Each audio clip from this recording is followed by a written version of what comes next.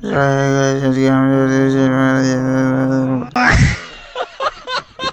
Hey guys, আজকে আমি চলে এসেছি খেলা দেখতে রায়পুর। আর আসতে না আসতে একটা গোলাপ ফুল দিয়ে দিল আমাদেরকে।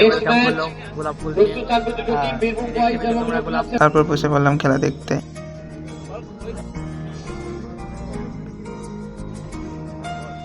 তারপর 2-3টে ম্যাচ দেখার পর চলে এলাম ঝালমুড়ি খেতে। আর ঝালমুড়ি নিয়ে এসে বসে পড়লাম আবার খেলা দেখতে। আর খেলা দেখতে দেখতে ইউটিউব চ্যানেলটা খুললাম। দেখি আজকে আমার 100টা সাবস্ক্রাইবার কমপ্লিট হয়ে গেছে। 0 থেকে শুরু করেছিলাম, আজকে এত দূর পৌঁছে গেছি তোমাদের ভালোবাসা অ্যান্ড সাপোর্টের কারণে। তো তোমরা এভাবে আমাকে সাপোর্ট করতে থাকো আর আমি তোমাদের সুন্দর সুন্দর ভিডিও দেবো। আর তারপর আবার খেলা দেখতে লাগলাম। আর এদিকে রান নিয়ে একটু গন্ডগোল হয়ে গেছিল।